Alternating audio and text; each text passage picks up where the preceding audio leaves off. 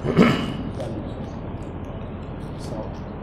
الحمد لله نحمده ونستعينه ونستغفره ونعوذ بالله من شرور أنفسنا ومن سيئات أعمالنا من يهده الله فلا مضل له ومن يضلل فلا هادي له وأشهد أن لا إله إلا الله وحده لا شريك له وأشهد أن محمدا عبده ورسوله يا أيها الذين آمنوا اتقوا الله حق تقاته ولا تموتن إلا وأنتم مسلمون يا أيها الناس اتقوا ربكم الذي خلقكم من نفس واحدة وخلق منها زوجها بث منهما رجالا كثيرا ونساء واتقوا الله الذي تساءلون به والأرحام إن الله كان عليكم رقيبا يا أيها الذين آمنوا اتقوا الله وقولوا قولا سديدا يصلح لكم أعمالكم ويغفر لكم ذنوبكم ومن يطع الله ورسوله فقد فاز فوزا عظيما أما بعد فإن خير الحديث كتاب الله وخير الهدي هدي محمد صلى الله عليه وسلم وشر الأمور محدثاتها وكل محدثة بدعة وكل بدعة ضلالة وكل ضلالة في النار. فأعوذ بالله السميع العليم من الشيطان الرجيم. بسم الله الرحمن الرحيم. يا أيها الذين آمنوا قوا أنفسكم وأهليكم نارا وقودها الناس والحجارة. وقال النبي صلى الله عليه وسلم ما من مولود إلا يولد على الفطرة فأبواه ينصرانه أو يمجسانه اور كما قال علیہ الصلوۃ والسلام. اللہ رب العزت کی تعریف و توصیف اور امام الانبیاء سید الاولین والآخرین امام آدم محمد رسول اللہ صلی اللہ علیہ وسلم پر بے شمار درود و سلام کے بعد اسٹیج پہ تشریف فرما ضلعی جمعیت کے امیر محترم جناب ڈاکٹر شاہد مبین ندوی صاحب حفظہ اللہ، جمعیت کے ناظم برادرم جناب محمد ندیم صدیقی صاحب حفظہ اللہ، اور اس بزم کو برپا کرنے والے ہم سب کے عزیز برادرم حافظ اکرام الدین ندوی حفظہ اللہ. محترم سامعین، یہ جو پروگرام ہماری جمعیت نے رکھا ہے یقیناً بہت ہی لائق ستائش اور قابل قدر ہے. آج کا جو عنوان آپ نے سنا بھی ناظم اجلاس سے، اور جس عنوان پہ خطاب کرنے کا مجھے حکم ہوا ہے وہ کوئی نیا نہیں ہے، بہت ہی پرانا موضوع ہے،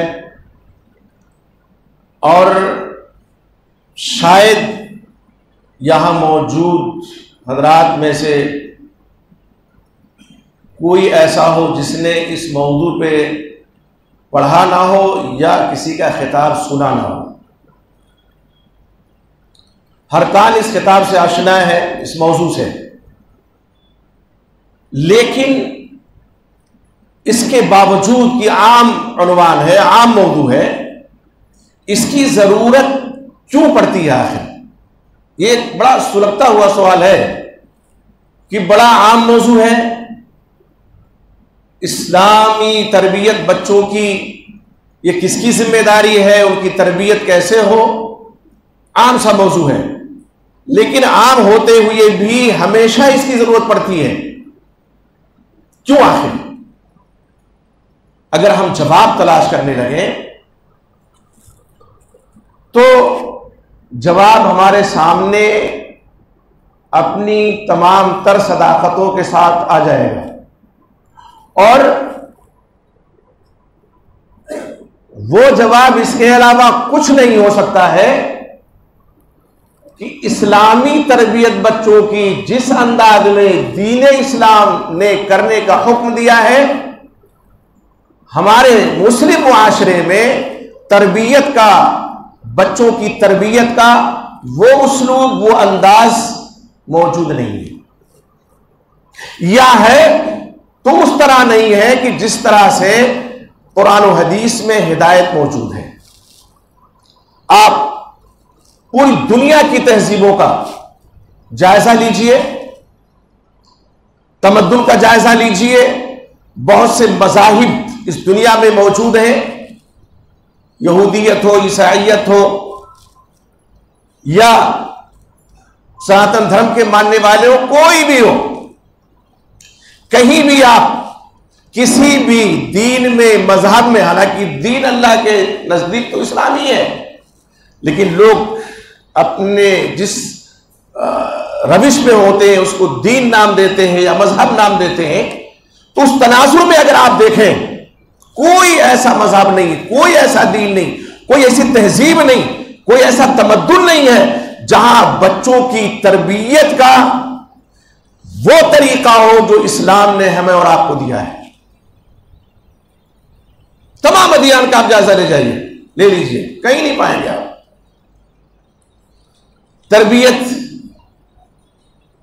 کہیں شروع ہوتی ہے جب بچہ کچھ سمجھدار ہوتا ہے، لکھنے پڑھنے کے لائق ہوتا ہے، اسکول میں ڈال دیا، کالج میں ڈال دیا، کل ملا کر کے بچے کی پیدائش سے تربیت کا مرحلہ شروع ہوتا ہے۔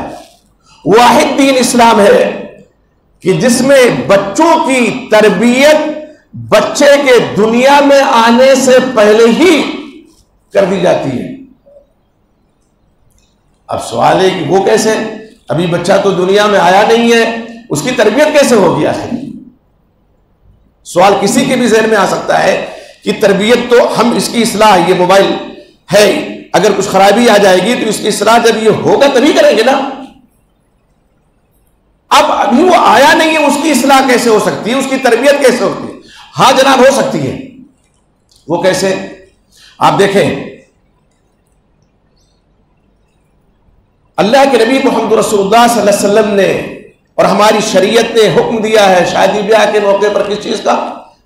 سیدنا ابو ہریرہ محدث امت رضی اللہ تعالیٰ عنہ کی روایت ہے، وہ فرماتے ہیں اللہ کے نبی محمد رسول اللہ صلی اللہ علیہ وسلم نے فرمایا تنکح المرأة لأربعین، عورت سے شادی 4 چیز کی بنیاد پہ کی جاتی ہے، لمالہا ولجمالہا ولحسبہا ولدینہا فاظفر بذات الدین تربت یداک۔ متفق علیہ روایت ہے، فرمایا کہ عورت سے شادی 4 چیزوں کی وجہ سے کی جاتی ہے۔ اچھا یہ اسباب پہلے بھی تھے، یہ وجوہات پہلے بھی تھی، اسلام آیا تب بھی، اسلام نے منع نہیں کیا۔ کوئی مال دیکھتا ہے، اگر دینی مزاج ہے تو دیکھا گا وراثت میں کیا ملے گا، جہیز کا چونکہ تصور اسلام میں نہیں ہے تو دینی مزاج رکھنے والا تو اس کے بارے میں سوچ بھی نہیں سکتا ہے۔ کچھ لوگ خاندان دیکھتے ہیں، دیکھیں، کچھ لوگ حسن و جمال دیکھتے ہیں، منع نہیں، لیکن ترجیح کسے دینا ہے؟ اس لیے کہ آئندہ جو آنے والی نسل ہے، جو بچے آنے والے ہیں، ان کی تربیت صحیح انداز میں ہو سکے، اسلامی تربیت ہو سکے، فرمایا فاظفر بذات الدین۔ کچھ لوگ دین دیکھتے ہیں، آپ نے فرمایا دیندار خاتون سے شادی کر کے کامیابی حاصل کرو۔ یہ ہماری زندگی کامیاب ہوگی، آنے والے بچوں کی زندگی کامیاب ہوگی کب؟ جبکہ صالحہ دیندار نیک خاتون زوجیت میں آئے گی، عقد نکاح میں آئے گی۔ اب جب نیک خاتون آئی، دیندار خاتون آئی، تو اس کی گود میں جو بچے پرورش پائیں گے، یہ حمل کے مرحلے سے خاتون گزر رہی ہے، دیندار اگر ہے، نماز کی پابندی، قرآن کی تلاوت، ذکر و اذکار، یعنی تمام نیک اعمال وہ کرے گی۔ اور آج کے جو اطباء ہیں ان سے آپ پوچھئے کہ ماں جب حمل کے مرحلے میں ہوتی ہے تو اس کی جو حرکات و سکنات ہوتی ہیں، اس کی جو اخلاقی کیفیت ہوتی ہے، اس کا اثر بچے پہ پڑتا ہے۔ جن حالات سے وہ گزرتی ہے، اگر گھر میں ٹینشن کا ماحول ہے، رودانا، لڑائی جھگڑے، دنگا فساد فتنہ، تو اس کا بھی اثر بچے پہ پڑتا ہے۔ اماں دیندار ہے، قرآن کی تلاوت کر رہی ہے، نماز ادا کر رہی ہے، تو بچہ جو ماں کے پیٹ میں ہے ظاہر اس کا اثر اس پر ہو رہا ہے، صالح خون جا رہا ہے اس کے جسم میں. اور جب ولادت ہوئی، ماں کی گود میں بچہ آیا تو ماں نے اللہ کا شکر ادا کیا. اور دیکھیے یہ والدین ابھی بچہ دنیا میں آیا نہیں ہے کہ دعا کرنا شروع کر دیتے ہیں، دعا کرنے لگتے ہیں. جیسے ابراہیم علیہ السلام کی دعا قرآن مجید میں اللہ رب العزت نے اس دعا کا ذکر فرمایا، رب ہب لی من الصالحین، اللہ مجھے جو اولاد عطا فرما وہ نیکوکاروں میں سے ہو، نیک ہو، صالح ہو. حضرت زکریا علیہ السلام دعا کر رہے ہیں، رب ہب لی من لدنک ذریۃ طیبۃ انک سمیع الدعاء، کہ اے میرے رب مجھے پاکیزہ ذریت عطا فرما. رب ہب لی من لدنک، اپنی پاس سے عطا فرما. ذریۃ طیبۃ، بے شک تو دعاؤں کو سننے والا ہے، بہت زیادہ سننے والا ہے. دیکھیے حضرت ابراہیم علیہ السلام نے دعا فرمائی، اللہ تعالیٰ نے کیسا بیٹا عطا فرمایا؟ حلیم الطبع، بردبار، والدین کا فرما بردار، اللہ رب العزت کا اطاعت گزار، اللہ کے حکم سے اپنی گردن گٹانے کے لیے تیار، باپ کے اشارے پہ جان گنوانے کے لیے تیار. وہ بیٹا عطا کیا، وہ اولاد عطا کی اللہ رب العزت نے. کیوں؟ اس لیے کہ دعا مانگی تھی کہ صالح اولاد ہو. حضرت زکریا علیہ السلام بڑھاپے میں دعا کر رہے ہیں، اور اللہ نے جب بشارت دی فرشتے کے ذریعے سے تو کہتے ہیں یہ کیسے ممکن ہے، حالانکہ دعا کر رہے ہیں میں بوڑھا ہو چکا ہوں، میری عورت باندھ ہے. اللہ نے فرمایا اللہ جب چاہے جس کو چاہے دعا عطا کرے. تو کیا عطا کیا؟ حضرت یحییٰ علیہ السلام جو نبی ہیں اور جن کے بارے میں اللہ تعالیٰ نے قرآن مجید میں لفظ حسور لقب دیا. ان کو حسور کسے کہتے ہیں؟ پاکیزہ، بلند کردار والا، خواہشات نفس پہ کنٹرول رکھنے والا. یہ حسور کا معنی ہے، خواہشات نفس پہ کنٹرول رکھنے والا. تو عورت صالحہ آئی، آپ بھی صالح ہیں، شوہر بھی صالح، تو دونوں دعا کرتے ہیں. اور اس دعا کی پاداش میں اولاد جو اللہ عطا کرتے ہیں وہ ظاہر دیندار ہوگی، صالح ہوگی، پاکیزہ خصلت ہوگی، بلند کردار ہوگی. اولاد بیٹا ہو جائے بیٹی ہو. تو یہ جو دین ہمارا ہے، بچے کے دنیا میں آنے سے پہلے جو تعلیم ہے اس کی وہ کیا ہے کہ تربیت شروع پہلے کر دو. دیندار خاتون لاؤ گے، اس کی گود میں جو بچے پرورش پائیں گے وہ دیندار ہوں گے انشاءاللہ. وہ اگر خوف دلائے گی اللہ کا، ڈرائے گی اللہ سے. بچہ شرارت کر رہا ہے تو کیا کہے گی؟ بیٹا اللہ ناراض ہو جائیں گے، اللہ سزا دیں گے. جنت کا تصور اس کے دماغ میں بٹھانے کی کوشش کرے گی، جہنم کی ہولناکی کا ذکر کرے گی. تو بچہ پرورش پا رہا ہے توحید کے ماحول میں. حضرت لقمان علیہ السلام کو دیکھیے،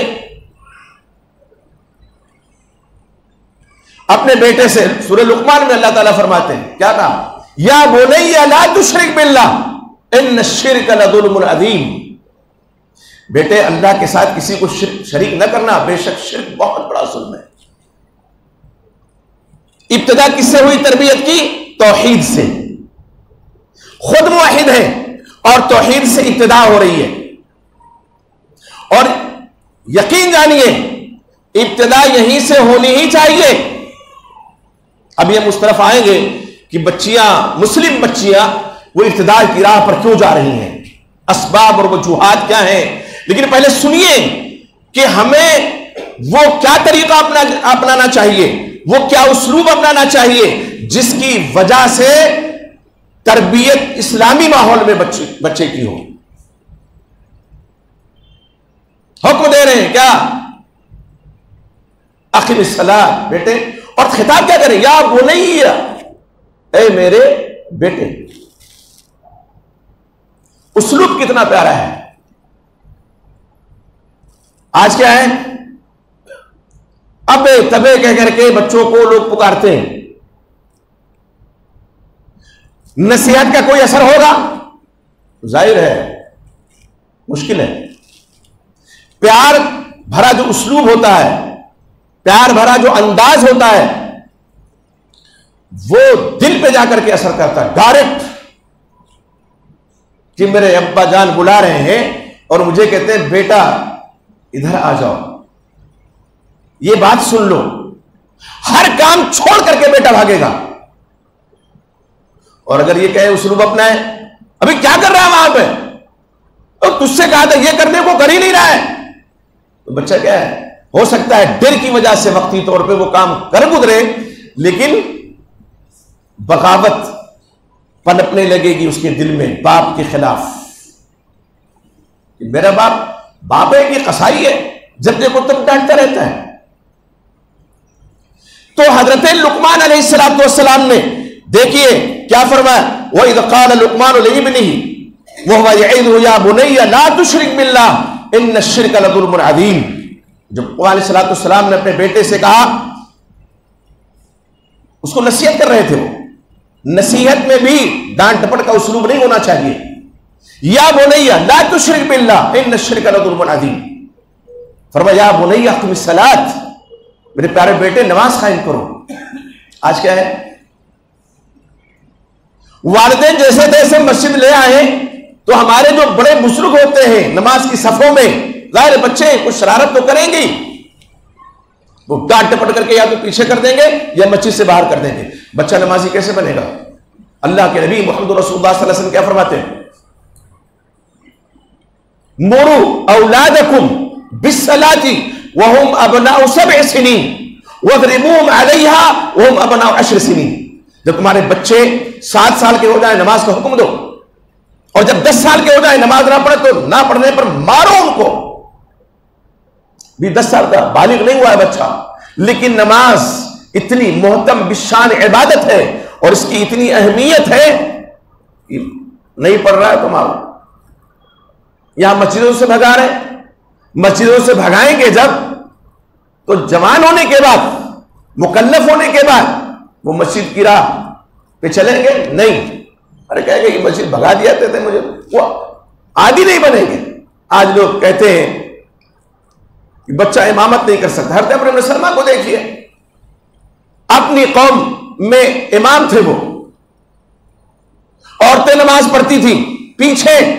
وہ کہتے ہیں کہ ایک مرتبہ عورتوں نے کہا، اس سے ایک بات اور معلوم ہوتی ہے کہ مسجد میں عورتیں آتی تھی، کہ میری قوم، میرے قبیلے کے لوگ جب مسلمان ہوئے تو یہ دیکھا گیا اقرا نے کتاب اللہ کون ہے، سب سے زیادہ اللہ کی کتاب قرآن کا حافظ کون ہے، صورتیں کس کو زیادہ یاد ہیں. تو کہنے کہ میں جانور چگاتا تھا، صحابہ کرام گزرتے تھے، قرآن پڑھتے تھے اور میں نے یاد کر لیا، مجھے امام بنائے گا. عمر کتنی ہے؟ 6 یا 7 سال کی عمر ہے. عورتوں نے کہا ذرا شرم گاہ تو ڈھک دو اپنے امام کی. تو مجھے لباس جب بنا کر کے قوم نے دیا، کہتے ہیں اتنا میں خوش ہوا، اتنا خوش ہوا کہ اتنا خوش کبھی نہیں ہوا تھا. یہاں 7 سال کا بچہ امامت کر رہا ہے اور 7 سال کے بچے کو مسجد سے لوگ بھگا رہے ہیں. یہ ایک دم پیچھے کھڑا کر دیں گے. اب پیچھے کھڑا کر دیں گے. تربیت والدین کی بھی ذمہ داری ہے، مسجد کے امام صاحب کی بھی ذمہ داری ہے، مدرسے میں استاذ محترم کی بھی ذمہ داری ہے. ہاں، والدین کی جو ذمہ داری ہے یہ سب سے بڑھ کر کے ہے، اس لیے کہ والدین وہ ہستیاں ہیں کہ بچہ جب آنکھیں کھولتا ہے تو والدین ہی پر نظر سب سے پہلے پڑتی ہے. اور والدین کسی بھی بچے کے آئیڈیل ہوتے ہیں. ابھی آپ دیکھیں گلی محلے میں اگر 2-4 بچے لڑائی کر رہے ہو اور باپ کا ذکر آ جائے تو چاہے ایسے باپ ہو مرحنی ایک دم دبلے پتلے، بیٹا کہے گا ہمارے باپ بہت طاقتور ہیں بہت، اور تمہارے باپ کو پٹک دیں گے. پتہ ہے، تو بچہ اپنے باپ کو آئیڈیل سمجھتا ہے، اپنی ماں کو نمونہ سمجھتا ہے، آئیڈیل سمجھتا ہے. ذمہ داری کیا ہے والدین کی؟ صاحب اولاد ہے تب بھی، اور ابھی اولاد اگر گود میں لے آئے تب بھی وہ نمونہ بنے، آئیڈیل بنے، اور بہترین نمونہ بنے، بہترین آئیڈیل بنے۔ اب والدین اٹھ رہے ہیں 8 بجے، بچے آنکھ ملتے ہوئے اٹھیں گے 9 بجے، فجر میں بیدار ہوں گے، بچے بھی بیدار ہوں گے انشاءاللہ، ان کو بیدار کریں۔ لیکن اپنی عادت بگڑی ہوئی ہے تو پھر دوسروں کو قصور دینے سے کیا فائدہ ہے؟ تو یہاں دیکھیے حضرت لقمان علیہ السلام نصیحت کرتے ہوئے ایک اور نصیحت کرتے ہیں، وَأْمُرْ بِالْمَعْرُوفِ وَانْهَ عَنِ الْمُنکَرِ، بیٹے بھلی بات کا حکم دو، بری بات سے روکو۔ یہ نصیحت کر رہے ہیں بیٹے کو، بچے کو، کہ کہیں برائی اگر ہو رہی ہے روکو اسے، اور بھلی بات کا حکم دو، خیر کا حکم دو، معروف کا حکم دو۔ وَاصْبِرْ عَلَىٰ مَا أَصَابَكَ، کوئی مصیبت پہنچی ہے اس پہ صبر کرو۔ یہ وہ نصیحت ہے جو ہر باپ کو، ہر ماں کو گلا میں بات دینی چاہیے۔ حضرت لقمان علیہ السلام کس طرح سے اپنے بیٹے کو نصیحت کر رہے ہیں، فرماتے ہیں وَلَا تُسْعِرْ خَدَّكَ لِلنَّاسِ، گال پھلاؤ نہیں لوگوں کے سامنے، ملو خندہ پیشانی سے۔ ہمارے نبی محترم محمد رسول اللہ صلی اللہ علیہ وسلم نے کتنی پیاری بات فرمائی ہے، فرمایا تبسمک فی وجہ اخیک صدقہ، اپنے بھائی کے سامنے تم جو مسکرا کر کے اس سے ملتے ہو، مسکراتے ہو، یہ بھی صدقہ ہے۔ یعنی مسکرا کے ملو، منہ بسور کے نہیں، گال پھولا کے نہیں، یعنی کہ فلاں ہو گیا تو ایک دم اور اس کے بعد منہ موڑ کر کے چلے گئے، نہیں، یہ تربیت بچپن سے دینی چاہیے۔ وَلَا تُسْعِرْ خَدَّكَ لِلنَّاسِ، لوگوں کے سامنے گال نہ پھلاؤ۔ وَلَا تَمْشِ فِي الْأَرْضِ مَرَحًا، اکڑ کر کے زمین پہ نہ چلو۔ إِنَّ اللَّهَ لَا يُحِبُّ كُلَّ مُخْتَالٍ فَخُورٍ، یقیناً اللہ تعالیٰ تکبر کرنے والے، کسی بھی تکبر کرنے والے شیخی خورے کو پسند نہیں کرتا۔ تکبر اللہ کو پسند نہیں ہے۔ کبر، فرمایا الکبریاء ردائی، یہ تو اللہ کو چیز زیب دیتی ہے، اللہ کی خصوصی صفت ہے۔ اور اگر کوئی گھمنڈ کرنے لگے، غرور کرنے لگے تو کیا ہے؟ اللہ کو یہ ادا پسند قطعا نہیں ہے، اللہ پسند نہیں کرتے۔ فرمایا وقصد فی وقصد، میانہ روی اپنے چال میں اپناؤ، میانہ روی۔ اور کیا کرو؟ اپنی آواز کو پست رکھو۔ کیوں؟ اس لیے کہ سب سے ناپسندیدہ آواز گدھے کی آواز ہوتی ہے، بہت زور زور سے چیختا ہے۔ اب دیکھیں یہاں حضرت لقمان علیہ السلام جو نصیحت کر رہے ہیں، سوچنے کا مقام یہ ہے کہ آج کے والدین کیا ان نصیحتوں کے بارے میں سوچتے بھی ہیں؟ انگلی پہ گن لیں گے، آپ انگلی پہ گن لیں گے۔ بچہ آیا ہماری گود میں، سن شعور کو پہنچا، ہماری ذمہ داری کیا ہے؟ ہم بہترین نمونہ اس کے سامنے خود پیش کریں۔ نمازی ہے، نمازی بنے گا، روزے دار ہے، روزے دار بنے گا، شرابی ہے، شرابی بنے گا، جواری ہے، جواری بنے گا۔ یہ طے شدہ چیز ہے، اس میں کہیں دور جانے کی ضرورت نہیں۔ اس لیے والدین کو سب سے پہلے اپنے بارے میں خیال کرنا چاہیے، اور بچوں کی اسلامی تربیت سے پہلے خود کو اسلامی ماحول میں ڈھالنا چاہیے۔ اگر کوئی اپنے آپ کو اسلامی ماحول میں نہیں ڈالے ہوئے ہیں اور اپنے بچوں سے یہ امید لگائے بیٹھا ہے کہ بچہ دیندار ہو، تقوی شعار ہو، وفادار ہو، تو وہ احمقوں کی جنت میں رہتا ہے۔ اس کے لیے ہندوستان میں صرف 3 جگہ ہیں، یا تو بریلی چلا جائے، یا آگرہ چلا جائے، یا رانچی چلا جائے۔ یہ 3 پاگل خانے بڑے مشہور ہیں۔ یہی ٹھکانہ ایسے والدین کا جو خود تو غلط ہے لیکن اور چاہتے یہ ہیں کہ ان کی اولاد نیکوکار ہو جائے، تقوی شعار ہو جائے۔ یہ کیسے ممکن ہے؟ یہ ہو نہیں سکتا۔ تو میرے بھائی، والدین کی سب سے بڑی ذمہ داری ہے کہ بچوں کے سامنے اپنے آپ کو سدھار کر کے رکھیں۔ روزانہ تو میں روزانہ لڑائی میاں بیوی میں. اب بچہ یہ ماحول دیکھ رہا ہے, وہ کیا اثر لے گا نیکی کی؟ تو شروع میں بھی, اور والدین جب دنیا سے جانے لگے تو بھی اللہ رب العزت نے ہمیں جو طریقہ بتایا ہے نبی محترم کے حوالے سے. حضرت یعقوب علیہ السلام, یہودی اپنے آپ کو کہتے تھے نا کہ حضرت ابراہیم یہودی تھے, حضرت اسحاق اور حضرت یعقوب, اور اسی ماحول میں ڈھالنے کی لوگ کوشش بھی کرتے ہیں جیسے ہوتے ہیں ویسے. جیسے کہ اللہ کے نبی محمد رسول اللہ صلی اللہ علیہ وسلم فرمایا کہ ما من مولود, ایک روایت میں کل مولود یولد الفطرہ, جو بچہ پیدا ہوتا ہے وہ فطرت پہ پیدا ہوتا ہے, فطرت سلیمہ, یا وہ جو وعدہ کیا تھا اس وقت الست بربکم سے کہہ سکتے ہیں, یا فطرت اسلام, مختلف تشریح کی گئی اس کی, اس پہ پیدا ہوتا ہے. فَأَبْوَاهُ يُهَوِّدَانِهِ, اب اس کے والدین چاہے اس کو یہودی بنا دے, اور جو نصرانہ چاہے نصرانی بنا دے, اور جو مجوسی چاہے آگ پرست مجوسی بنا دے, یہ والدین پہ ڈیپینڈ کرتا ہے. اس کی جو ولادت ہوئی ہے وہ تو فطرت پہ ہوئی ہے.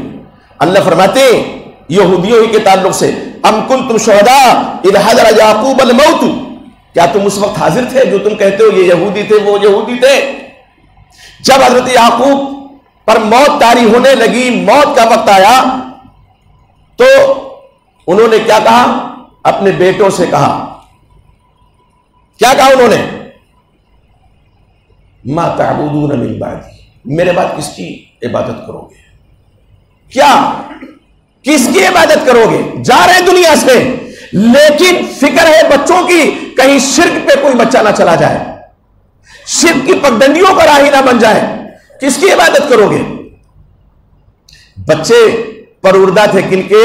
حضرت یعقوب علیہ السلام. اسلامی ماحول میں تربیت ہوئی تھی, تو بچوں نے کیا کہا؟ قالوا نعبد الہک, آپ کو معبود اللہ ہے اسی کی عبادت کریں گے. وَإِلَىٰ آبَائِكَ, اور آپ کے جو آبا و اجداد ہیں, اور پھر نام بھی لیا ابراہیم و اسماعیل و اسحاق. یہودیوں کا رد کیا اللہ رب العزت نے اس آیت کریمہ میں ساتھ ساتھ, کہ جو کہتے تھے یہ لوگ یہودی تھے. اللہ نے فرمایا یہودی تھے, وہ تو نصیحت کر کے جا رہے ایک اللہ کی عبادت تمہیں کرنا ہے, اور وہ اقرار بھی کر رہے ہیں ان کے بیٹے, نعبد الہک و الہ آبائک ابراہیم و اسماعیل و اسحاق الہ واحد, ایک معبود برحق, وَنَحْنُ لَهُ مُسْلِمُونَ, ہم اس کے تابعدار بن کر کے رہیں گے. تو ابتدا ہو یا انتہا ہو, بچے زیر تربیت ہے ہمارے, اس وقت بھی ہماری ذمہ داری ہے. اور جب ہم دنیا سے جانے لگے تو یہ بہت سے لوگ وصیت کرتے ہیں فلاں جگہ قرضہ اس کو لے لینا, فلاں باری جائیداد ہے اس کو لے لینا, اور فلاں جگہ روپیہ اس کو لے لینا, یہ وصیت کرتے ہیں. حضرت یعقوب علیہ السلام ایک وصیت کر رہے ہیں, کس کی بات؟ سوال کرتے ہیں. اور دیکھیے کتنا پیارا اسلوب ہے, سوال جب کیا جاتا ہے نا کبھی بھی, تو پوری مکمل توجہ حاصل ہو جاتی ہے. مخاطب جس سے ہوا جاتا ہے اس سے جب سوال کیا جائے ایک دم, تو سوال کیا کس کی عبادت کرو گے؟ بیٹوں نے کیا کہا, اولاد نے کیا کہا؟ حضرت یعقوب علیہ السلام کی, ہم آپ کے معبود اللہ رب العزت کی, اور آپ کے آبا حضرت ابراہیم, حضرت اسماعیل, حضرت اسحاق علیہ السلام کی جو الہ ہوا ہے ایک معبود برابر, اس کی عبادت کریں گے. تو یہ جو اسلامی تربیت ہے ہمیں کسی اور سے سیکھنے کی ضرورت نہیں ہے. قرآن پڑھیں, حدیث پڑھیں, اور ساتھ ساتھ خود اپنے آپ کو اسلامی سانچے میں ڈھالیں, تب دیکھیں ڈانٹنا نہیں پڑے گا, ڈپٹنا نہیں پڑے گا. آپ دیکھتے ہیں گھروں میں نا, ماں جب نماز پڑھتی ہے تو بچیاں اس کے بغل میں جا کے کھڑی ہو جاتی ہیں. ابھی کورونا وائرس کا جو قہر برپا ہوا, اللہ محفوظ رکھے ہم سب کو, تو کیا ہوا, گھر میں نماز لوگ پڑھنے لگے, تو وہ بچے جو مسجد میں نہیں جا سکتے تھے, ظاہر ہے ابھی 2 سال کے 3 سال کے, وہ گرتے پڑتے وہاں کے بغل میں ہے, یا والد اگر امام ہے تو وہاں جا کر کے,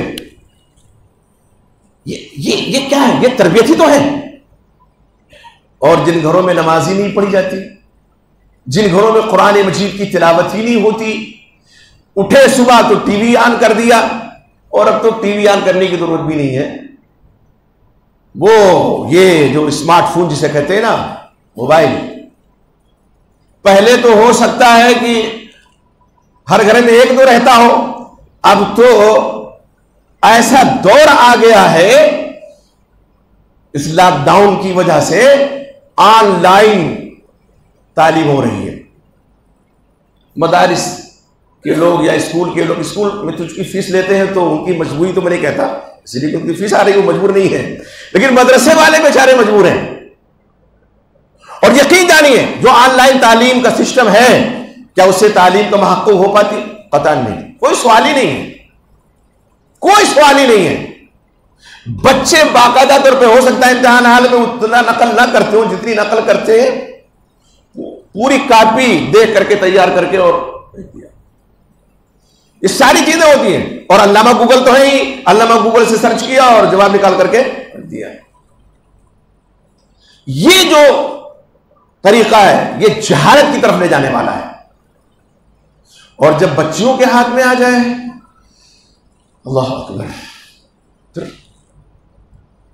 بہت پریشان ہے بچیوں کے گھر بھی. کیوں نہیں؟ ہم نے کہا بھائی پہلے پابندی تھی, کوئی بچہ موبائل وہ جو چھوٹا والا ہے آدھی اس کو لے کے نہیں آ سکتے. اب اسمارٹ فون اور آن لائن 5 گھنٹہ 6 گھنٹہ کون گارجین ہے جو بچے کے ساتھ یا بچی کے ساتھ بیٹھا رہے گھر پہ؟ کس کو فرصت ہے؟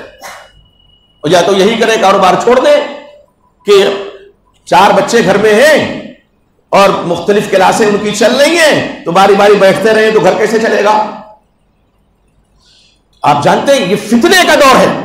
پہلے بھی فتنے اٹھتے تھے لیکن کیا ہوتا تھا, جہاں فتنہ اٹھتا تھا وہیں تک محدود رہتا تھا. اب کیا ہے, فتنوں کو پر لگ گئے ہیں, منٹوں سیکنڈوں میں کوئی فتنہ کہیں ہوتا ہے پوری دنیا میں پہنچ جاتا ہے. آج جو سب سے بڑی ٹریجڈی ہے المیہ ہے ہمارے ہاں ملک میں, ابھی ناظم اجلاس نے ذکر فرمایا کہ بچیاں ارتداد کی راہ پہ جا رہی ہیں. یہ آج بہت کھل کر کے بات ہو رہی ہے. 2-4 مہینے سے یا 1 سال کہہ لیجئے, میں آپ کی اطلاع کے لیے عرض کروں 2017 میں کشی نگر ایک جگہ ہے, گورکھپور کے پاس ہے کشی نگر, بہار کے بارڈر پر ہے. ہم لوگ کو اطلاع ملی کہ وہاں 150 بچیاں یا تو اٹھا لی گئی ہیں یا اپنے عاشقوں کے ساتھ بھاگ گئی ہیں اور جبرن ان کا دھرم پریورتن ہو رہا ہے. ان میں 6 بچیاں آئی تھی, بازیاب ہوئی. ہم لوگ کا 7 رکنی وفد گیا کشی نگر. اللہ اکبر. اب میں بتانا جو چاہتا ہوں اس واقعے کے حوالے سے جو ہم نے اپنی گنہگار آنکھوں سے دیکھا کہ آخر بچیاں ارتداد کی راہ پر کیوں جا رہی ہیں, ان کا قصور ہے, کس کا قصور ہے آخر؟ معلوم ہے آپ کو, وہاں کی مسلم خواتین ایک تو پردہ نہیں کرتی اکثر گھروں میں جہاں ہم گئے, اور دوسرے یہ جو کیا کہتے ہیں اس کو سیندور لگائے ہوئے ہیں. چھٹ پوجا ہوتی ہے, بتایا وہاں ایک نامہ نگار نے, انقلاب کے نامہ نگار تھے وہ ہمارے ساتھ تھے, وہاں سے لیا ہم لوگوں نے گورکھپور سے. یہاں تو گھر گھر میں وہ رکھا ہوا ہے اور چھٹ پوجا ہو رہی ہے. تعزیہ سے شاید 1-2 گھر کی بات نہیں کرتا ہوں جہاں ہم لوگ گئے خالی ہو. ہم نے پوچھا بھی ہم نے یہ کیا رکھ چھوڑا ہے, کہا بابا ہے. تو تربیت اس ماحول میں ہو رہی ہے. بچیاں ارتداد کی راہ پہ نہیں جائیں گی تو کہاں جائیں گی؟ بنیادی وجہ اور بنیادی خامی گھر میں ہے, والدین کا قصور ہے. والدین نے اسلامی ماحول اپنے بچوں کو, اپنی بچیوں کو نہیں دیا. ماں خود پردے میں نہیں ہے اور بچی جب بالغ ہوئی تو اس کو بھی پردہ گھما رہی ہے. پردے کی آیات اور احادیث بتانے کی ضرورت نہیں ہے, میں صرف اشارہ کر رہا ہوں کہ پردے کا کتنا شدید حکم شریعت میں ہے اور وجہ کیا ہے, تاکہ عصمتیں محفوظ رہیں, عزتیں محفوظ رہیں. ہماری بچیاں, ہماری خواتین, ان کی عزت و عصمت کی پامالی نہ ہو سکے, اس لیے پردہ ہے. لیکن مائیں خود بے پردہ گھوم رہی ہیں. ابھی آج ہی کی بات ہے, ایک ڈیبیٹ میں دیکھ رہا تھا, 2 خواتین تھی, اتفاق سے ایک اسلامی تنظیم سے وابستہ ہے تو وہ بھی ان کا چہرہ کھڑا ہوا تھا, ان کا سر تو ڈھکا ہوا تھا. بعض لوگوں کے یہاں چہرہ پردہ نہیں ہے, جبکہ ایک الگ موضوع ہے. اگر چہرہ پردہ نہیں ہے تو پھر پردہ کا کیا مطلب ہے؟ شکل و شباہت ہی دیکھ کر کے تو لوگ لٹو ہوتے ہیں کہ پیر دیکھ کر کے پیچھے دوڑتے ہیں. عجیب مسئلہ ہے جن لوگوں نے یہ مسئلہ بنا لیا ہے. تو دونوں اور خواتین ڈیبیٹ میں بیٹھی ہوئی ہیں کہ بچیاں آخر یہ کیوں مرتد ہو رہی ہیں, کیوں ادھر ادھر بھاگ رہی ہیں, اسلام سے برگشتہ ہو رہی ہیں. ٹھیک ہے, ایک نے اٹکتے اٹکتے کچھ جواب دیا, لیکن ایک نے جس کے سر پہ خود دوپٹہ نہیں ہے, ایک دم پرکٹی, وہ کہہ رہی ہے جہیز کی وجہ سے بچیاں بھاگ رہی ہیں. عجیب مسئلہ ہے. ٹھیک ہے جہیز کی لعنت ہے, اس میں کوئی دو رائے نہیں ہے, لیکن جہیز کا نمبر کب آتا ہے؟ جب بچی بالغ ہو جاتی ہے, شادی کے لائق ہوتی ہے, تب آتا ہے نا. ابھی تو اس کی شادی سے پہلے بھاگ کڑی ہوئی وہ. تو جہیز کو قصوروار ٹھہرانا یہ کہاں تک درست ہے؟ بے شک جہیز بھی ایک وجہ ہے, لیکن یہ بنیادی وجہ نہیں. معاف کیجئے گا, بنیادی وجہ وہاں ہے. پانی کہاں مرتا ہے؟ گھر میں.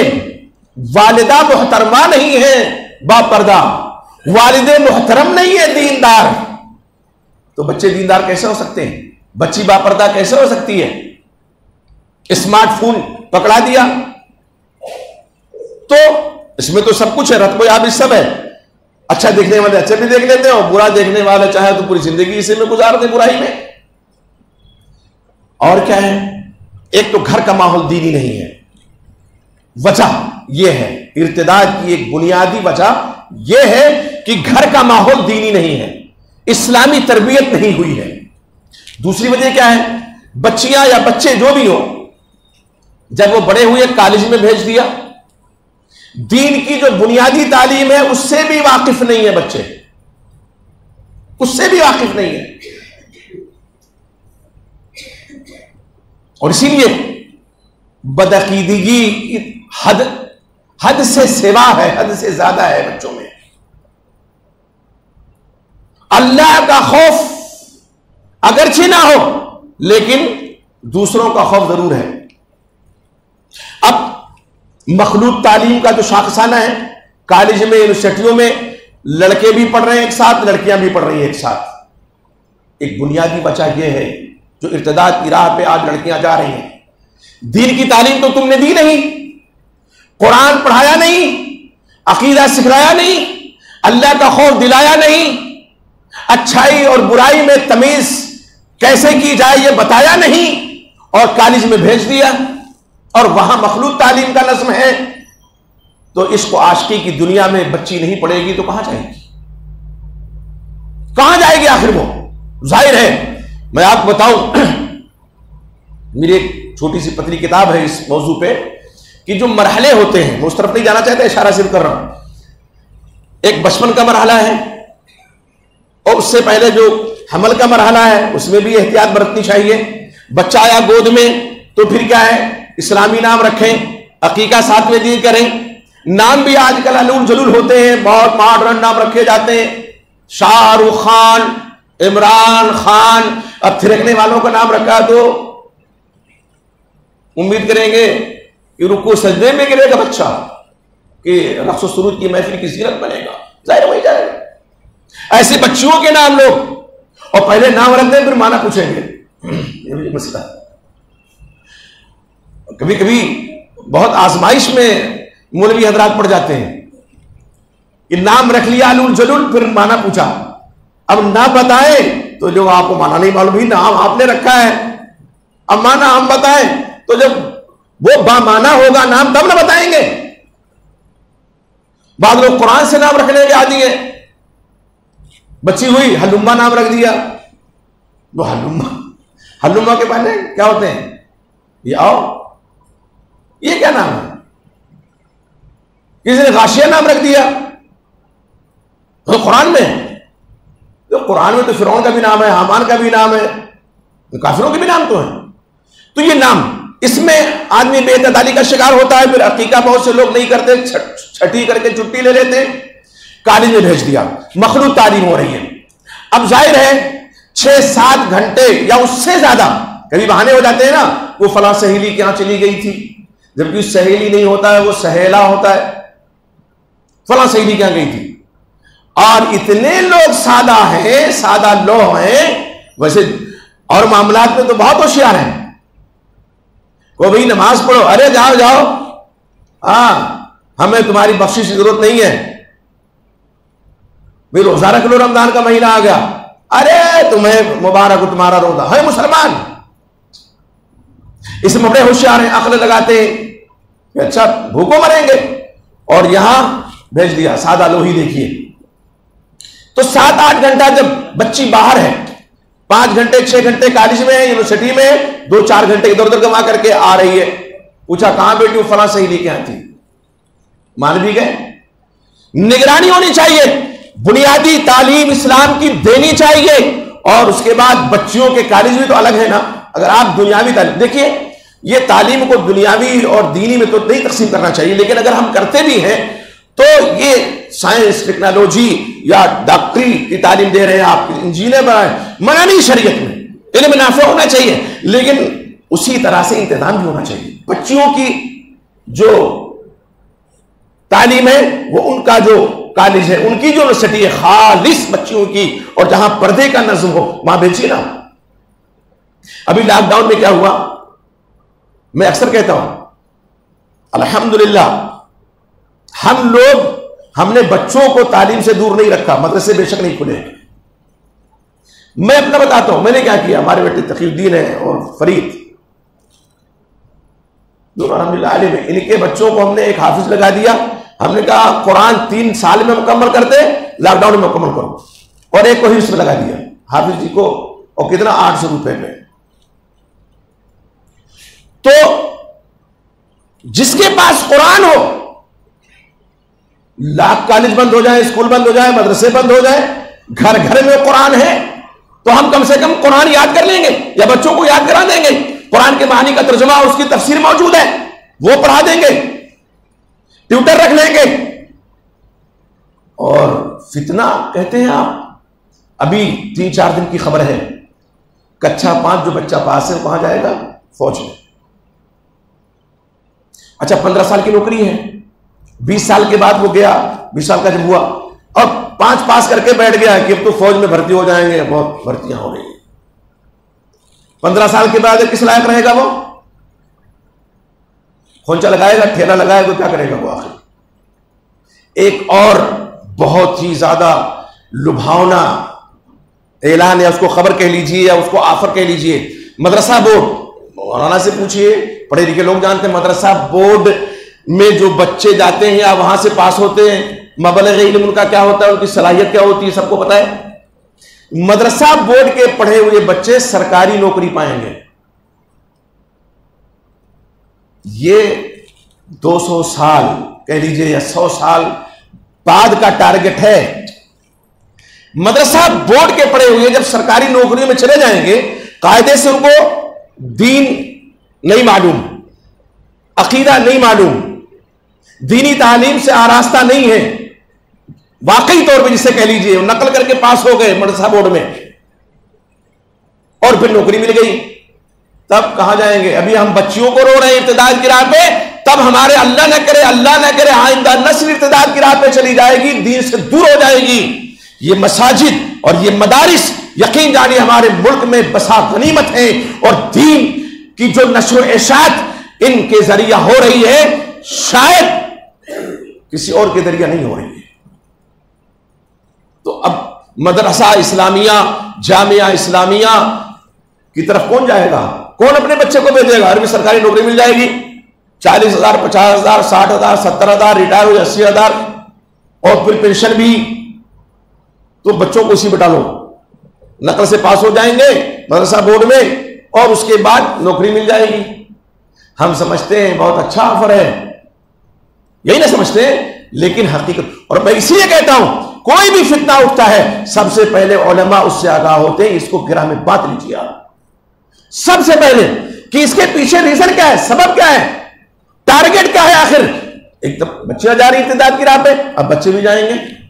تو میرے بھائی ہمیں اور آپ کو سوچنے کی ضرورت ہے، خصوصاً مائیں وہ سوچیں، اور وہ نوجوان جن کی شادی ہو چکی ہے وہ اب خود اپنے آپ کو پہلے سدھاریں، اللہ کرے سدھر جائیں، پھر اپنی بیگم کو محترمہ کو سدھاریں.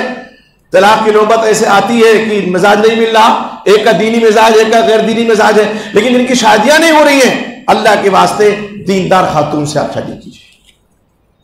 آپ دیکھیے نسل عمدہ آئے گی، اور بچے کیا ہیں ہمارے آپ کے بعد دعا کریں گے. اللہ کے وسلم نے کیا فرمایا؟ اذا مات ابن آدم، وفي رواية اذا مات الانسان انقطع عنه عمله الا من ثلاث، سارے اعمال ختم ہو جاتے ہیں جب انسان مر جاتا ہے سوائے 3 چیزوں کے. صدقۃ جاریۃ، اپنی زندگی میں کرے یا اس کے ورثہ کریں، اور اولاد جب نیک ہوگی تبھی والدین کی طرف سے صدقہ جاریہ کرے گی. اور علم ينتفع به، یا نیک عمل جس سے فائدہ اٹھایا جائے، اور ولد صالح يدعو له، یا نیک اولاد جو دعا اس کے لیے کرے. تو نیک اولاد تو چھوڑ کے جا نہیں رہے ہیں، جائیداد بہت چھوڑ دی ہے، کروڑ کی پراپرٹی چھوڑ کے جا رہے ہیں، اور بڑے کرو فرض سے بیان بھی کر رہے ہیں. تم نے کیا کیا؟ ہم نے دیکھو اپنی اولاد کے لیے کیا کیا ہے. اور یہ جو بڑے کرو فرض سے ہم بیان کر رہے ہیں، ہم نے اپنی اولاد کے لیے یہ کیا کروڑ کی جائیداد بنا کے گئے، تم فقیر بے نوا بنا کے جا رہے ہو. یہ اولاد جو کروڑوں میں کھیل لے گی ہمارے آپ کے بعد، شاید باید ہاتھ اٹھائے اللہ کے حضور ہمارے آپ کے حق میں دعا کرے. لیکن وہ اولاد جس کو نیک بنا کر کے ہم اور آپ جا رہے ہیں، وہ انشاءاللہ دعا کرے گی، ہمیں آپ کو بھی اپنی دعاؤں میں یاد رکھے گی.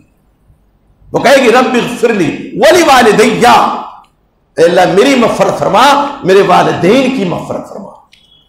اگر چاہتے ہیں ہمارے بعد ہمارے بچے ہماری مغفرت کی دعا کریں تو یہ بہت نفع بخش سودا ہے کہ اپنے بچوں کی تربیت اسلامی کریں. اور اگر چاہتے ہیں یاد نہ رکھیں تو بڑے گھاٹے کا سودا ہے. بات چل رہی تھی ارتداد کی، ہم وہاں کشی نگر میں 6 بچیاں جو بازیاب ہوئی ان کے گھر گئے. آپ کو معلوم ہے ایک بچی، اس کا والد پریشان ہو کر کے جب تھانے پہ گیا، اتنا پیٹا گیا اس کو کہ اس نے دم توڑ دیا، مر گیا، وہ ہارٹ اٹیک ہو گیا اس کو. گھر ماں پاگل ہے، بچی واپس آ گئی، اس کے واپس آنے سے کیا فائدہ؟ اس بچی سے بھی ہم لوگ ملے. میں نے جو وقت میں 7 لوگ ہمارے تھے، ہم نے ان سے کہا کہ آپ یہ جو دیکھ رہے ہیں کہ 150 کی تعداد تھی، اور اب تو ایک رپورٹ کے مطابق جانتے ہیں اگرچہ 2100 کا ٹارگٹ کچھ لوگوں نے بنایا تھا ایک تنظیم نے، قبحهم اللہ ورد الیہم کیدہم، کہیے آمین. آپ جانتے ہیں 2100 کا 40,000 مسلم بچیاں ارتداد کی راہ پہ چلی جا چکی ہیں. اور دبئی کی خبر ہے کہ یہاں سے نکاح کیا کرتے ہیں؟ مشاہدی کرتے ہیں. نکاح تو یہاں ہے نہیں، کچھ دن استعمال کیا اس کے بعد بیچ دیا.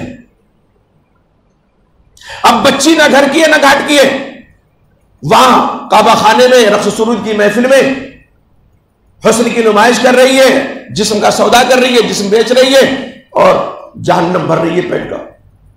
گھر واپس نہیں آ سکتی، گھر والے واپس نہیں لے سکتے، کہتے ہماری لیے مر گئی.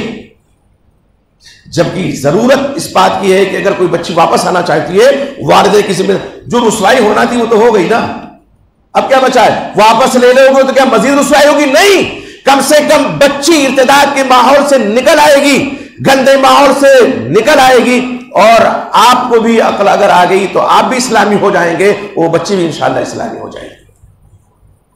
تو کرنے کا کام یہ ہے، علاج اس کا یہ ہے. اسباب تو بہت ہیں ارتداد کے، علاج یہی ہے والدین خود سدھریں، بچوں کی اسلامی تربیت کریں، اور انبیاء کی تاریخ اٹھا کر کے دیکھیں نبی اکرم محمد رسول اللہ صلی اللہ علیہ وسلم کس انداز میں تربیت فرماتے تھے. ایک حدیث بیان کروں پھر ختم کروں میں، وقت کتنا ہے؟ 8:30. چلیے ٹھیک ہے. حضرت عبداللہ ابن عباس رضی اللہ تعالیٰ عنہما، حضرت عبداللہ ابن عباس رضی اللہ تعالیٰ عنہما آپ صلی اللہ علیہ وسلم کے چچا زاد بھائی ہیں، چھوٹی عمر ہے. جامع ترمذی کی روایت ہے، جامع ترمذی کی روایت ہے، آپ صلی اللہ علیہ وسلم نصیحت کر رہے ہیں. کیا کہہ رہے ہیں؟ اور خطاب کر رہے یا غلام، اے بچے.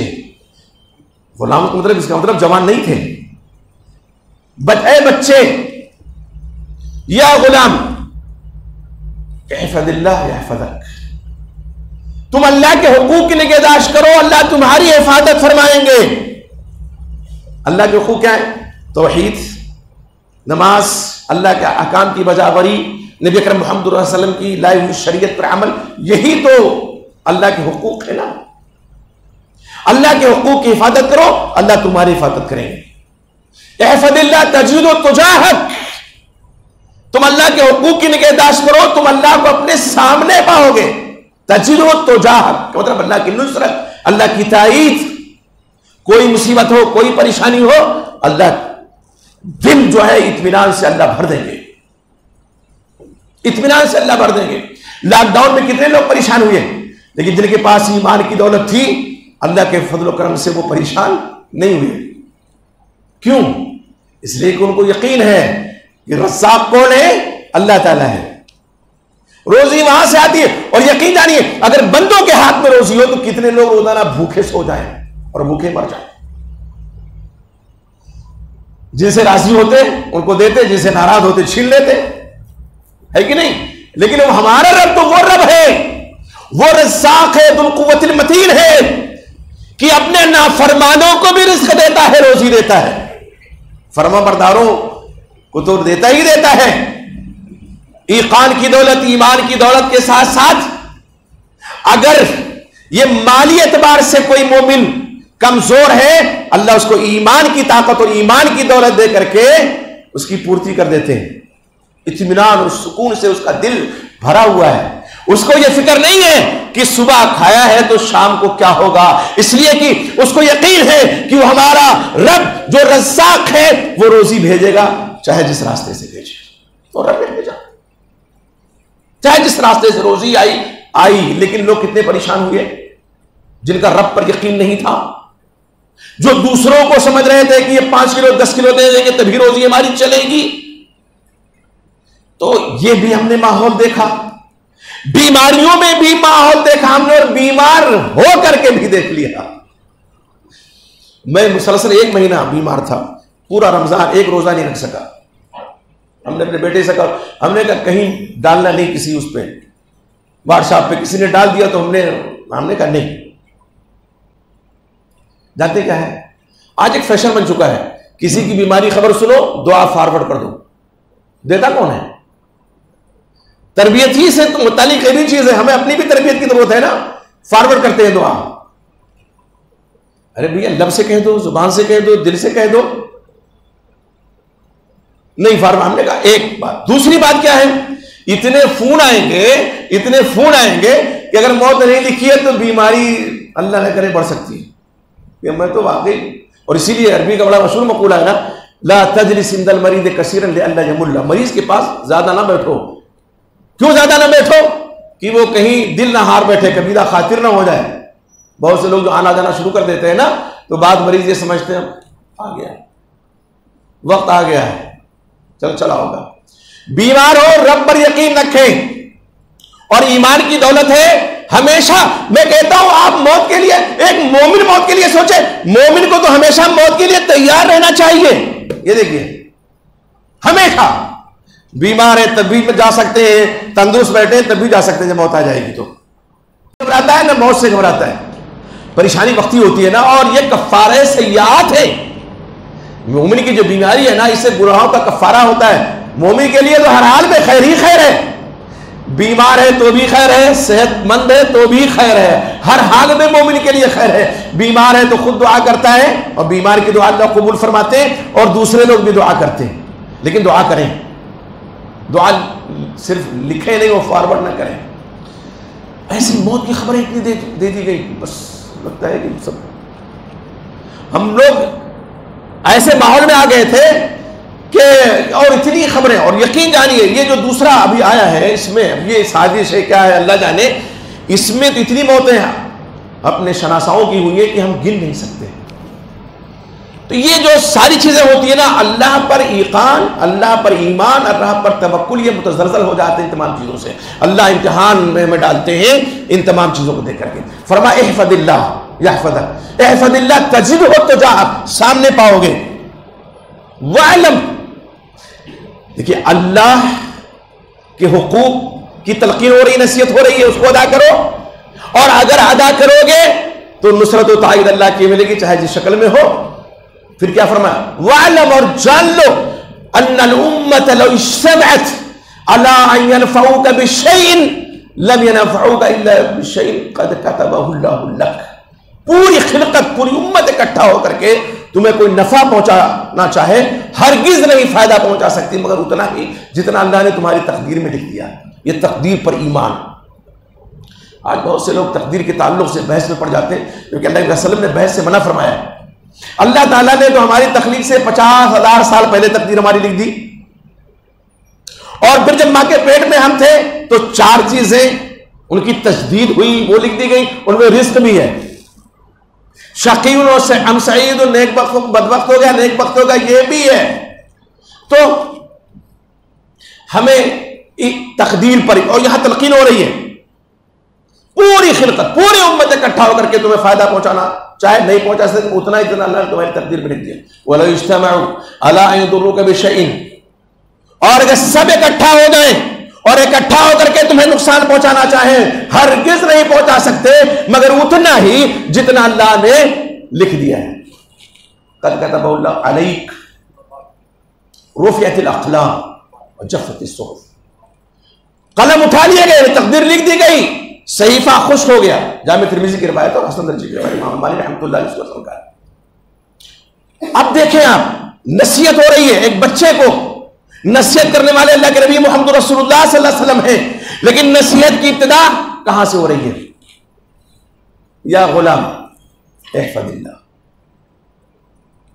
آج کون ماں ایسی ہے جو اللہ کا خوف دلاتی؟ بچہ شرارت کر رہا ہے تو کہے چپ جاؤ, ابھی شیر آ جائے گا, ابھی چیتا آ جائے گا, ابھی بھالو آ جائے گا, ابھی کتا بھوڑ لے گا, اور بہت زیادہ خوف دلا دیا تو ابا جان کا, ابا آ رہے ہیں, اللہ کا خوف کون دلا رہا ہے؟ کون دلا رہی ہے؟ بہت کم. ہم لوگ بچپن میں یاد ہے ابھی تک, دینی جب ماحول ہوتا ہے نا تو, حالانکہ میں یہ نہیں کہتا کہ یہ صحیح ہے, لیکن اللہ کا خوف اس انداز میں بھی بعض مائیں دلاتی تھی. اگر کھاتے وقت کوئی گر جاتا کوئی لقمہ یا چاول وغیرہ تو مائیں کیا کہتی تھی؟ اٹھا لو کھا لو ورنہ پلکوں سے اللہ تعالیٰ جو ہے اٹھوائیں گے. کل قیامت میں جھوٹ ہے, پلکوں سے اٹھوائیں. وہ اللہ کا خوف آ گیا کہ یار پلکوں سے اٹھانا پڑے گا تو کھا لیں. یہ اللہ کا جو خوف ہے, حالانکہ اللہ کا خوف جب بندے کے دل میں آتا ہے نا, سارے خوف دنیا جہان کے نکل جاتے ہیں, سارے خوف نکل جاتے ہیں. اور جب اللہ کا خوف کمزور پڑ جاتا ہے یا نکل جاتا ہے تو دنیا جہان کا خوف دل پہ طاری ہو جاتا ہے آ کر کے. تب ہر معاملے میں آدمی گھبراتا ہے کہ یہ کر دیں گے تو وہ ہو جائے گا, وہ کر دیں گے تو وہ ہو جائے گا. تو یہ جو مسئلہ ہے یہ ماں سے متعلق ہے کہ بچوں کو ڈرائیں تو اللہ سے, لیکن کون ماں ڈرائے گی؟ جو دیندار ہوگی. اچھا, بچہ چاہتا یہ اس کو لوریاں ماں دے, کہانیاں سنائیں, تو نانی یا دادی کہانی سنائیں گی تو کس کی؟ راجا رانی کی کہانی. یہ نہیں ہے ایک جنگل میں شیر تھا تو جنگل کا راجا ہے شیر, تو یہ ہے تو وہ دنیا جہاں پتہ نہیں کہا, اور جوڑتی بھی رہتی ہے اس میں, اللہ جانے کتنا جوڑیں گی, پوری رات ختم ہو جائے. الف لیلہ دیکھ لیجیے نا, الف لیلہ جو دیومالائی کہانی ہے 1000 راتوں پر مشتمل, وہ ایک الگ مسئلہ ہے. الف لیلہ اس کا نام ہی پڑا اسی لیے, الف مانے 1000, لیلہ مانے رات. وہ مار دیتا تھا بادشاہ, جیسے کہانی بیان کیا جاتا ہے, اس کی تصدیق ہم نہیں کر رہے ہیں. وہ عجیب عجیب کہانیاں سنا کر کے وہ بچ جاتی تھی کہ ابھی باقی ہے کل سنائیں گے, کہ باقی ہے کل سنائیں گے. 1000 راتیں ہوئی, محبت ہو گئی. کہانی ہے, حقیقت نہیں ہے. اس میں بھی سب کہانی ہے, حقیقت نہیں ہے یہ. لیکن اگر دیندار ہوگی تب مجاہدین اسلام کے کارنامے, قصص الانبیاء, قرآن مجید میں انبیاء اکرام علیہ السلام کے واقعات یہ سنائے گی نا, اس سے بھی تو بچے بہل جاتے ہیں. آج بھی آپ دیکھیں جہاں ماحول ہے تو بچے کہتے ہیں, وہ چھوٹا سا پوتا ہمارے کو کہتا ہے دادا حضرت ابراہیم علیہ السلام کا واقعہ سنائیے نا, اور حضرت نوح کا سنائیے جو آپ نے فلاں موقع پہ سنایا تھا. تو یہ بچے اب وہ حالانکہ سنا چکے ہیں, لیکن اب ظاہر ہے بچے کا ذہن تو صرف نام یاد ہے, نوح علیہ السلام, ابراہیم علیہ السلام, اسماعیل علیہ السلام, تو کیسے لیٹ گئے تھے دادا, کیسے قربان. تو یہ کون دے گا؟ یہ گھر والے دیں گے, خصوصاً ماں دے گی, باپ دیں گے, دادا دادی زندہ ہیں تو وہ دیں گے. تو یہ کرنے کی ضرورت ہے. اور اس انداز میں اگر ہماری مائیں بہنیں بیٹیاں جو ماں بن چکی ہیں وہ اس انداز میں اگر تربیت کریں گی، آپ یقین جانیے کوئی بچی ارتداد کی راہ پہ انشاءاللہ نہیں جا سکتی، کوئی سوال ہی نہیں ہے۔ وہ گھر کی دہلیز وہ پار کرنے لگے گی، خوف سے اللہ کے اس کے جسم پہ کپی تاری ہو جائے گی، کوئی سوال ہی نہیں ہے کہ وہ گھر کی دہلیز پار کر لے جائے اگر ہماری ماں نے، ہماری بہنوں نے، ہماری بیٹیوں نے اپنی اولاد کی تربیت اس انداز میں کی ہوئی، کوئی سوال ہی نہیں ہے۔ تو اللہ کا خوف تو دلایا نہیں، ارتداد کی راہ آسان ہو گئی ان کے لیے۔ تو اس لیے خصوصاً خواتین سے میں مخاطب ہوں کہ آپ بیاہ کر آئیے کسی گھر میں، شوہر پر اجارہ داری نہ جتلائیے، شوہر کی ماں جو ہے اس کی خدمت گزاری کریں گی نا تو بچے دیکھیں گے آپ کی خدمت کریں گے۔ آج ایک فتویٰ بڑا گردش کرتا ہے کہ بہو کی ذمہ داری نہیں کہ وہ ساس کی خدمت کرے، اور آپ یقین مانے بڑی تلخ حقیقت ہے، اور ایک واقعہ عملی طور پر ہو چکا ہے۔ یہ بارہ بنکی میں ایک گاؤں ہے رودولی کے پاس، وہاں پہ میں نے واقعہ بیان کیا، ایک صاحب نے کہا یہاں یہ واقعہ اسی انداز کا ہوا ہے، ویسا تو نہیں تھا۔ ایک پڑھی لکھی خاتون، دیکھیے ان کا تو کہنا ہی کیا ہے جو عالمہ فاضلہ نہیں ہے، عالمہ فاضلہ کی بات کر رہا ہوں۔ عالمہ فاضلہ نے جب شادی کا پیغام آیا تو اپنے شوہر کے لیے شرط رکھی، ہم دونوں اسلامی زندگی گزاریں گے۔ کیا گزاریں گے؟ اسلامی زندگی، دین پر چلیں گے۔ اور بیچارہ سیدھا سادہ آدمی وہ مان گیا، ٹھیک ہے، بیاہ کر کے آئی، کچھ دن تو صبر کیا، لیکن ساس ہے نا، سانس بھی کم نہیں ہوتی ہے، بعض سانسیں تو سانس لینا دوبر کر دیتی ہیں۔ جب بہو رہے گی تو کہے گی سانس بڑی خراب ملی ہے، اور جب سانس ہو جائے گی تو کہ بہو بڑی خراب آ گئی، وہ خود خراب ہے۔ تو یہ بھی تربیت کا حصہ ہے۔ اب دیکھیے شرط، کچھ دیر صبر کیا، کہا دیکھو بھائی ہمارا تو یہ ہوا تھا معاہدہ آپ سے، اور شرط لگائی تھی میں نے کہ شادی شرط پہ کروں گی کہ اسلام کے اصول کے مطابق چلیں گے۔ تو اسلام میں کہیں یہ تعلیم نہیں ہے کہ شوہر کی ماں کی خدمت جو ہے بیوی کرے اس کی شوہر کی، یا بہو اپنی ساس کی خدمت کرے، یہ کہیں نہیں ہے۔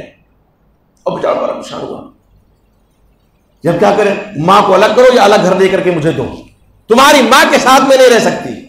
جانتے ہیں ماں کے ساتھ رہیں گی تو ماں کے تجربات لے گی نا، ماں کی خدمت کرے گی ساس کی تو بچہ یا بچی دیکھے گی تو وہ اپنے ماں کی خدمت کرے گی، یہ ایک دم پرفیکٹ بات ہے، تجربے کی بات ہے، آپ کو معلوم ہونا چاہیے۔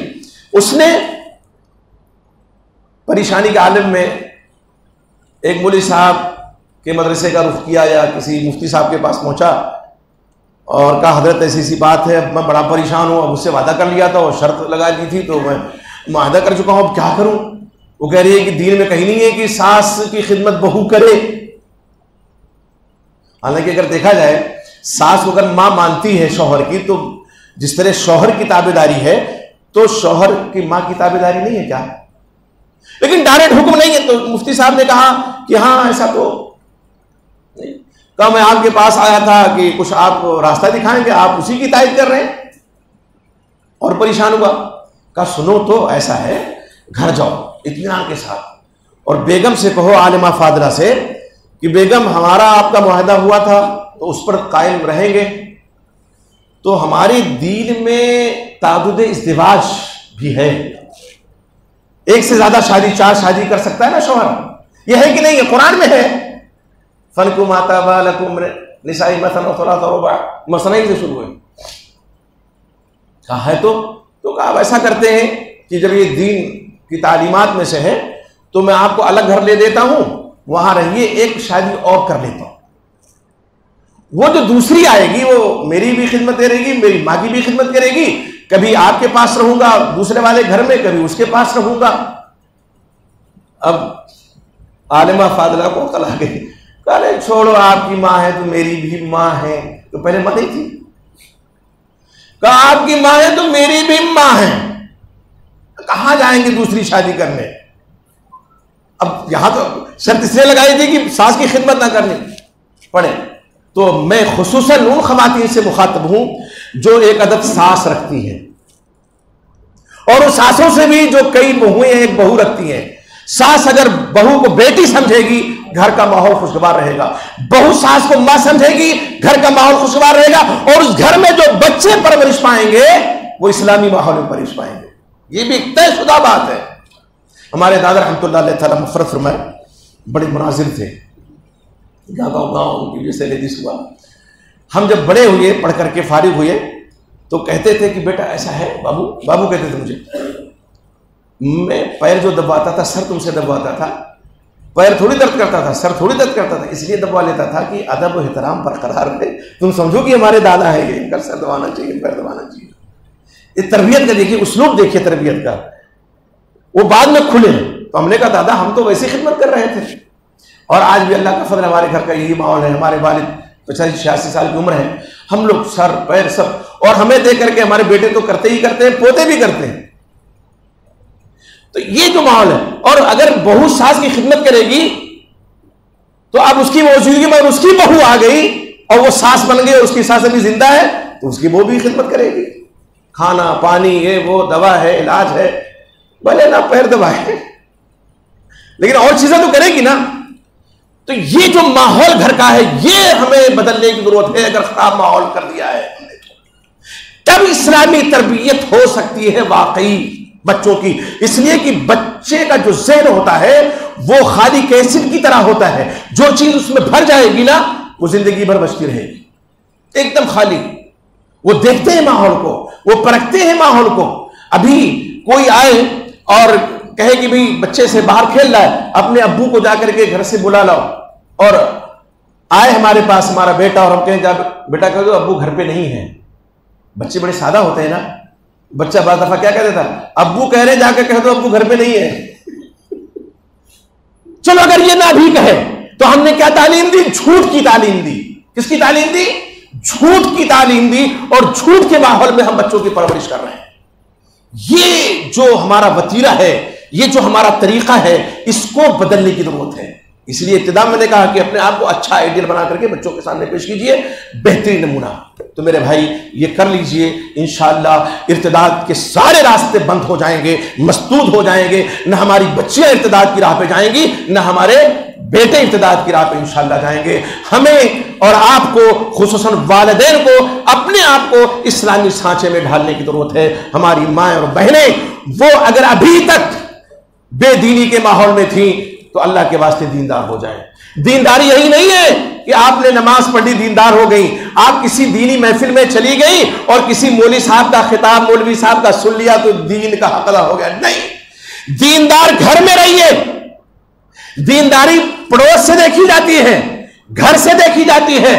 جو اپنے گھر کے والوں کے لیے اچھا ہوتا ہے وہ دوسروں کے لیے بھی اچھا ہوتا ہے. تو گھر کے ماحول کو خوشگوار بنائیں. اللہ سے دعا کیجیے کہ اللہ رب العزت ہمیں وہ ماحول عطا فرمائے جو مدنی ماحول اللہ کے نبی محمد رسول اللہ صلی اللہ علیہ وسلم نے مدینے میں مدنی معاشرہ اللہ کے نبی محمد صلی اللہ علیہ وسلم نے لوگوں کو دیا تھا. وہ ماحول اگر مل جائے گا تو یقین جانیے کوئی ہماری طرف ٹیڑھی نگاہ اٹھا کر کے نہیں دے سکتا, انگلی کا اشارہ تک نہیں کر سکتا ہے. اور ہزاروں چالیں اور لاکھوں سازشیں دھری کی دھری رہ جائیں گی ہماری بیٹیوں کے خلاف, ہماری اولاد کے خلاف, ہمارے اسلامی اور مسلم معاشرے کے خلاف. لوگ اپنی سازشوں کے جال میں خود ہی انشاءاللہ پھنس جائیں گے اور اپنی موت ان کی سازشیں مر جائیں گی.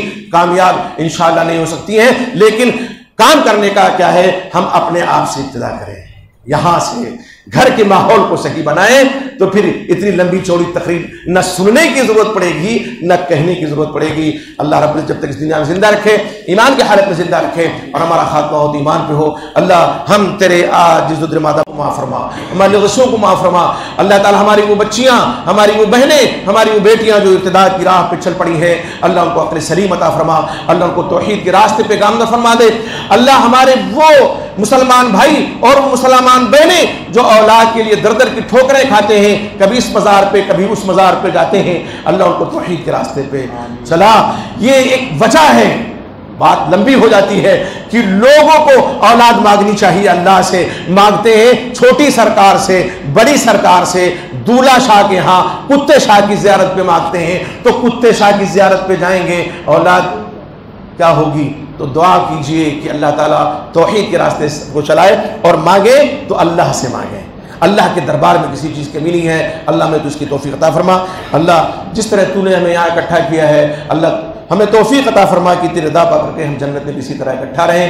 اللہ ہمارے دل میں اگر کسی مسلمان بھائی کے خلاف کینہ ہے، کپٹ ہے، بغض و حسد ہے تو اس قلبی بیماری کا خاتمہ فرما دے. اللہ یہ بہت مہلک بیماری ہے جو انسان کو ختم کر دیتی ہے، خود انسان کو اور معاشرہ تباہ ہو جاتا ہے. اللہ میں تمام تباہی کے راستوں سے نجات عطا فرما.